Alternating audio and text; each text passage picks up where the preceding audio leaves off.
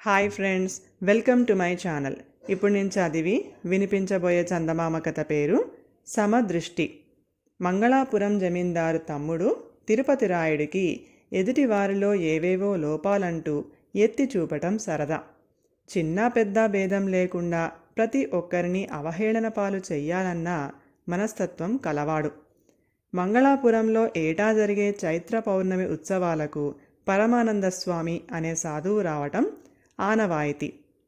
ఆ ఏడు పరమానందస్వామి వస్తున్నట్టు తెలియగానే మంగళాపురం ప్రజలు జోడెడ్లను పూంచిన రథాన్ని ఒకదాన్ని చక్కగా అలంకరించి తీసుకుపోయి ఆయనకు స్వాగతం చెప్పారు.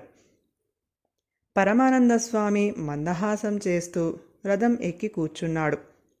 జనంలో ఉండి ఇదంతా చూస్తున్న తిరుపతి రాయుడు ముందుకు వచ్చి సర్వసంగ పరిత్యాగులైన స్వాముల వారికి ఊరేగేందుకు రథం కావలసి వచ్చిందా అన్నాడు హేళనగా.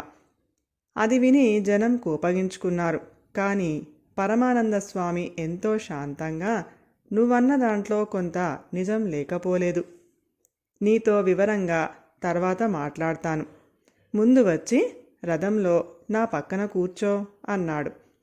తానేదో గొప్ప విజయం సాధించినట్టు పొంగిపోతూ తిరుపతి రాయుడు రథం ఎక్కి కూర్చున్నాడు. కొద్దిసేపు తర్వాత రథం ఒక పెద్ద భవనం ముందుకు వెళ్ళి ఆగింది. తిరుపతి రాయుడు రథంలోంచి దిగుతూ, ఇది మరీ బావుంది, జగమే మాయ అని బోధించే స్వాముల వారు బస చేయటానికి ఇంత గొప్ప భవనం కావాలన్నమాట అన్నాడు.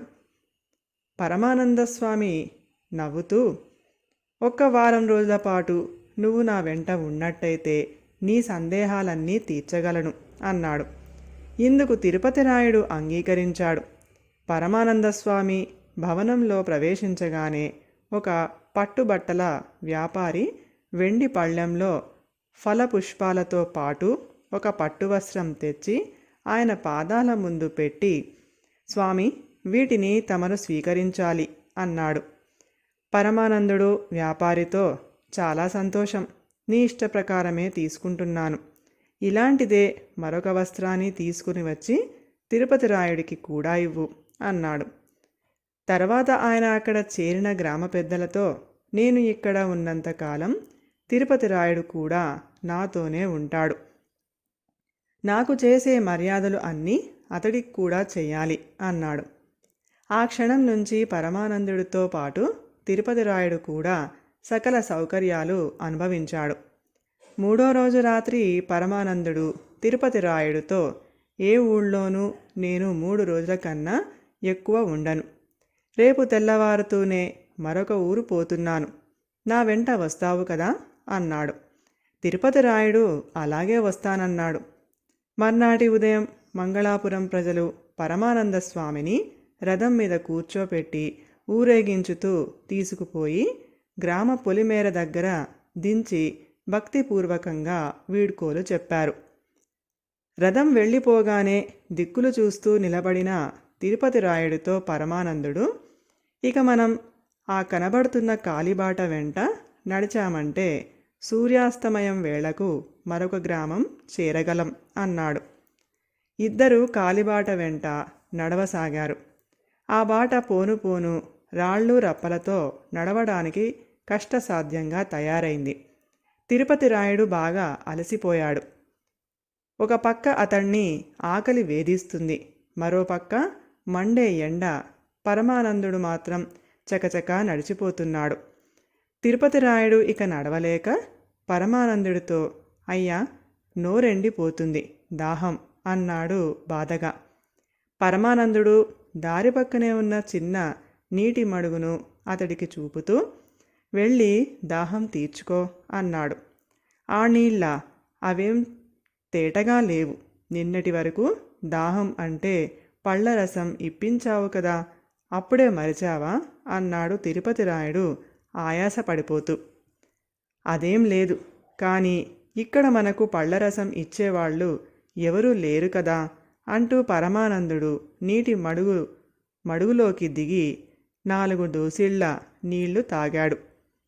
తిరుపతి రాయుడు కూడా దాహం తీర్చుకొని మడుగు ఒడ్డు మీద కూర్చొని అయ్యా, ఇక నాకు నడిచే ఓపిక లేదు అన్నాడు. పరమానందుడు అతడి పక్కన కూర్చున్నాడు. 1 గంట గడిచేంతలో ఒక ఒంటెద్దు బండి వాళ్లకేసి వచ్చింది.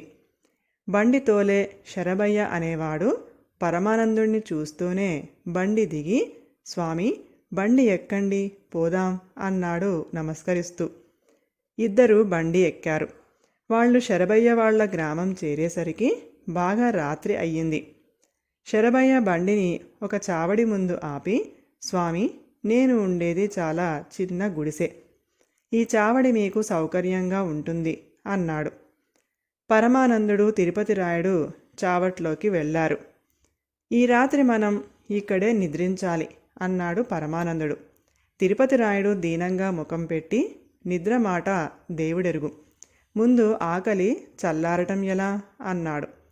అంతలో శరభయ్య 2 చిన్న ముంతల్లో గంజి తీసుకువచ్చి, ఈ అపరాత్రి వేళ ఇంతకన్నా ఇంట్లో మరేం లేదు, నన్ను మన్నించాలి అన్నాడు. పరమానందుడు ముంతలో గంజి తాగి ముంతను శరభయ్యకు ఇచ్చాడు. తిరుపతి రాయుడు కూడా గంజి తాగి వాంతి చేసుకోబోతున్న వాడిలా, ఇందులో తగినంత ఉప్పు కూడా లేదు అన్నాడు. పరమానందుడు వెళ్ళబోతున్న శరభయ్యను వెనక్కి పిలిచి, ఈ అర్ధరాత్రి వేళ ఇంత గంజి పోసి మా ప్రాణాలు నిలిపావు. నీ మేలు మరవనిది. ఇదిగో ఈ పట్టు వస్త్రం తప్ప నా దగ్గర మరేమీ లేదు, దీన్ని తీసుకో అంటూ వస్త్రాన్ని శరభయ్యకి ఇచ్చాడు. తిరుపతి రాయుడు ఆశ్చర్యపోతూ, ఉప్పు కూడా లేని ఇన్ని గంజినీళ్లకు పట్టు వస్త్రం బహుకరణ, అంత విలువ తెలియని వాడివి, అసలు దాన్ని ముందు ఎందుకు తీసుకున్నట్టు అని అడిగాడు. పరమానందుడు నవ్వుతూ, మంగళాపురం ప్రజలు ప్రీతితో ఇచ్చారు గనక తీసుకున్నాను. అయినా ఇంత కావిబట్ట కట్టుకు తిరిగే నాకెందుకు పట్టు వస్త్రాలు? నువ్వే చెప్పు తిరుపతి రాయుడు. మనుషులు దేన్నైనా సమదృష్టితో చూడటం నేర్చుకోవాలి. అభిమానులు ప్రేమ కొద్దీ పెట్టే విందు భోజనమైనా గంజి అయినా నాకు ఒక్కటే. సుఖాలకు పొంగిపోకుండా, కష్టాలకు కుంగిపోకుండా నా చేతనైనంతలో సాటి మనిషికి సహాయపడేందుకు ప్రయత్నిస్తున్నాను అన్నాడు. తిరుపతి రాయుడు ఆయన పాదాలు తాకి, మీ మంచితనం తెలుసుకోలేక నా అజ్ఞానం కొద్దీ దురుసుగా ప్రవర్తించాను, క్షమించండి అన్నాడు. కథ సమాప్తం. ఈ కథ కనుక మీకు నచ్చినట్లయితే ప్లీజ్ లైక్ చేయండి, షేర్ చేయండి. మరిన్ని మంచి మంచి కథల కోసం మా ఛానల్ని సబ్స్క్రైబ్ చేసుకోండి. Thank you.